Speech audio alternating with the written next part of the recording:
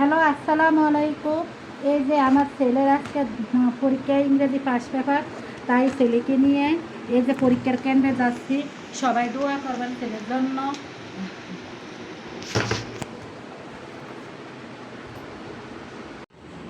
ইয়ে, আজকে আকাশের অবস্থা কিরকম অন্ধকার! আল্লাহ, এত রৌদ্রের মধ্যে আল্লাহ শান্তির বাতাস ছুঁয়ে দিল। কি ভাল লাগে আকাশের অবস্থাটা।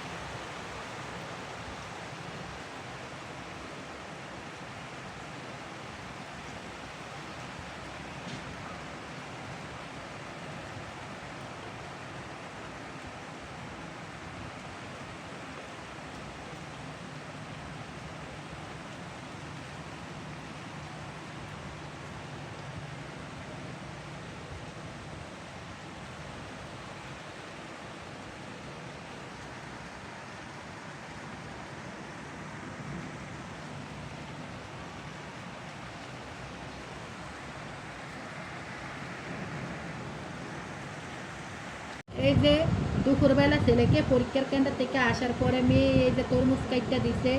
এখন আমি ঠান্ডা জাতীয় ফ্রিজের তরমুজটা খাবো। আর যেহেতু অনেক ক্লান্তি করে আইছি পরীক্ষা, আজকের প্রচুর গরম পড়ছে, ছেলেকে নিয়ে আসতে আমার অনেক খারাপ লাগছে। তা ছেলে মেয়ে পরীক্ষা হলে মা বাবাদের কি কোনো শান্তি আছে? ছেলে মেয়েদের তো টেনশন থাকে, আমাদের বেশি মা বাবাদের। তা আল্লাহ পাক সকল ছেলে মেয়েদেরকে আল্লাহ শান্তি মতো যেন পরীক্ষাটা দিতে পারে গরমের মধ্যে। সবার জন্য দোয়া করি। ছেলে এই যে সন্ধ্যার সময় রসমালা আনছে, এই রসমালা দিয়ে পাউরুটি দিয়ে আমার ছেলে এখন খাবে। আমার ছেলে এই রসমালাই দই এগুলো একটু লাইক করে, আর মিষ্টি, তাই দেয় এই যে রসমালাইটা নিয়েছে। চিন্তা করেন, এই রসমালাই আগে আমরা খাইছি 200 টাকা করে, এখন দিলে 400 টাকা করে হয়ে গেছে। আমার ছেলের এই রসমালাই অনেক প্রিয়।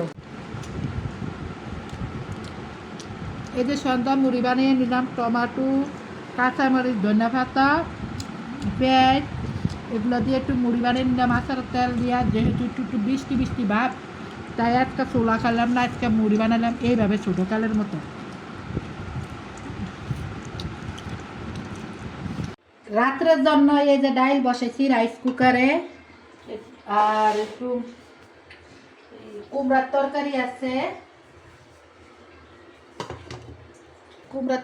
আছে, এই যে, আর একটু শাক ভাজি করছি সকালে চিংড়ি মাছ দিয়া, সেই তরকারিটাও আছে।